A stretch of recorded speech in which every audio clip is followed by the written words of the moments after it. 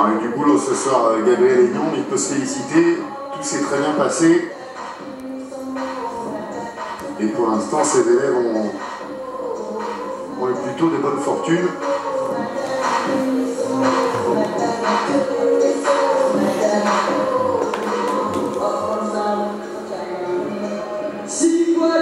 Messieurs, dames, pour nous donner la fois, s'il vous plaît, je représente la team Aignan-J2. Je vous rappelle, chers spectateurs, qu'on va se disputer pour la seconde ceinture World Championship en Portugal que voici. Ce combat se déroulera en 3 minutes. Combat qui sera invité par notre cher arbitre serbe, M. Philippe Rich, de la Fédération Fighting Full Contact.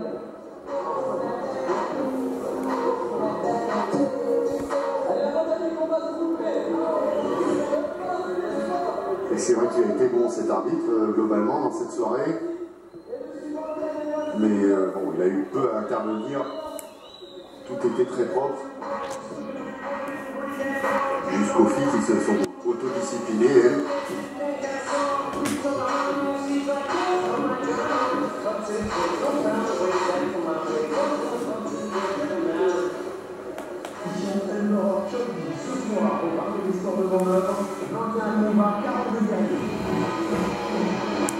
Ouais, vous l'entendez sur ce teaser vocal. Il y a eu énormément de combats lors de cette soirée. Évidemment, c'était la fête du pied-point, la fête de la région. Et c'est désormais, pour cette 3e édition de l'Empire Shogi, une véritable institution dans le secteur. Et même au-delà, hein, parce qu'il y a des combats vraiment internationaux et on a vu un très bon niveau. Allez, on espère que pour les 2 derniers combats, on va encore avoir quelques émotions. Karim Souda nous en a donné.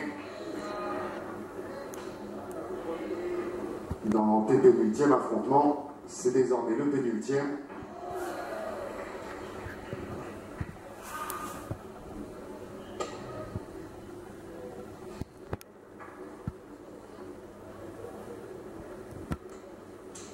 Allez, Michael Bay, premier en action.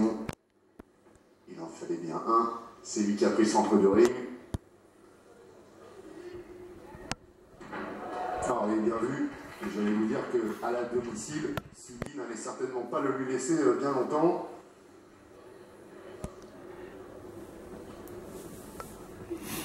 Allez, attention, bien relâcher la saisie après avoir placé le coup de genou. Beaucoup de puissance, ça fait 2 fois qu'il se fait avoir sur le même coup. Il a l'air de se plaindre de l'adhérence du sol, du tapis, mais jusqu'à maintenant, ce tapis n'a pas posé de problème aux autres boxeurs. Ah, et encore, hein, on a senti trembloter un peu sur cette attaque en low kick. Et pour l'instant, j'ai envie de dire que ce ne sont que des low kicks. On va voir ce que ça va donner lorsque il va attaquer d'autres surfaces. Attention à la saisie de la jambe. Ah, il est hyper vigilant, l'arbitre.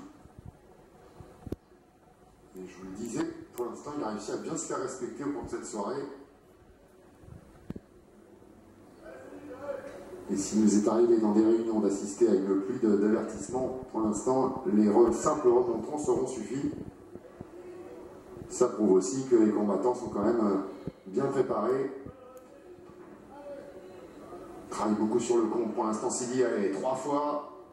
Allez, ça peut plus être le tapis. Hein.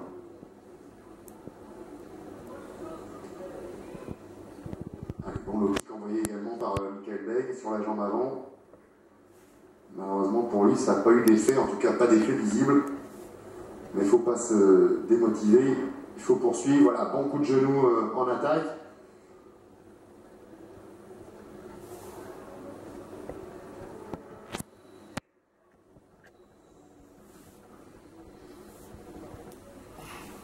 Oh, et attention, touché, avec la droite, et crochet du gauche derrière. Ouh, Michael Bay, gros tapis. les bras écartés et l'arbitre qui intervient, qui va même pas compter, c'est terminé là, c'est... Alors qu'est-ce qui se passe? Il n'a pas signifié de façon claire que le combat était fini et pourtant il n'a pas compté, ça veut dire que il faut venir s'occuper de Michael Begg.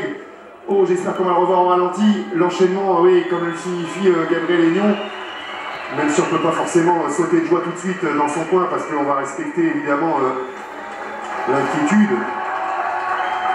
que peut susciter là, la position de Michael Begg qui est bel et bien KO et qui va, on l'espère, très vite retrouver ses esprits.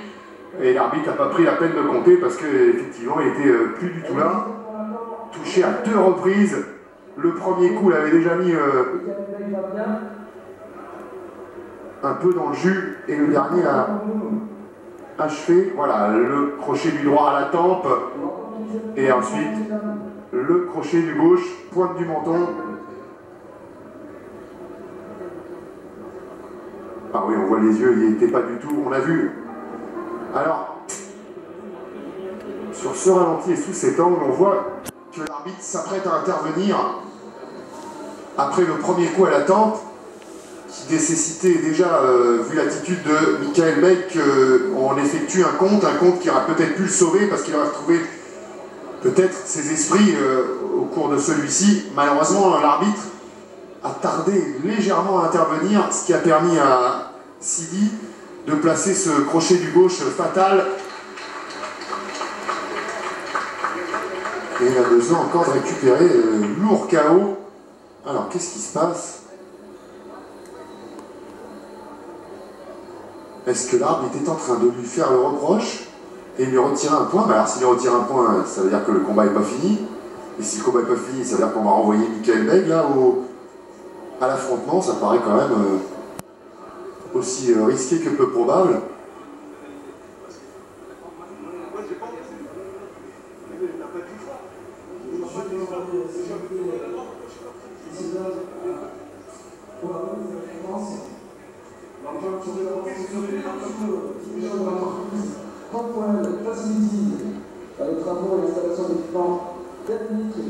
Oui, c'est ce que le boxeur et l'entraîneur étaient en train d'échanger là.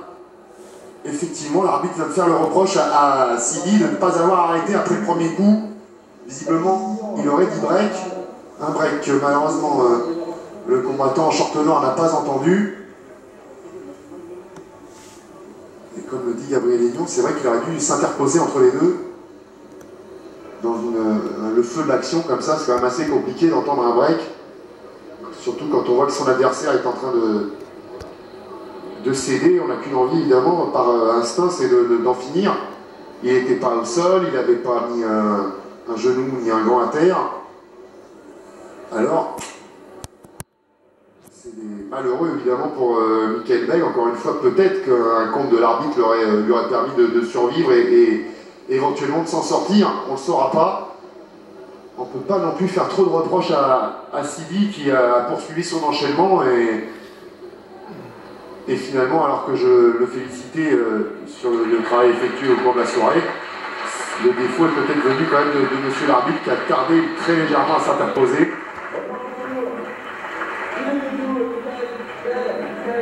Ah ben voilà qui rassure en tout cas.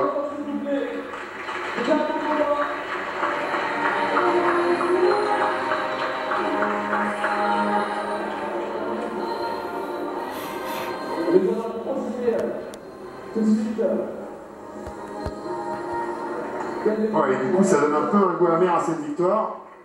Tout le monde a l'air un peu embarrassé, gêné, désolé. Monsieur l'arbitre, déclaré vainqueur de ce combat par KO, le monde de Sidi Watt. Voilà, heureusement, le verdict finalement rétablit un petit peu, même s'il faut encore les navrés pour Michael Begg. Hein. Mais c'est vrai qu'avec l'avertissement qu'a donné l'arbitre bien après l'incident, on pouvait peut-être imaginer qu'on se dirigeait vers une disqualification. Et là, ça aurait été encore plus injuste pour Sidi. Allez, on a choisi finalement donc, de le déclarer vainqueur.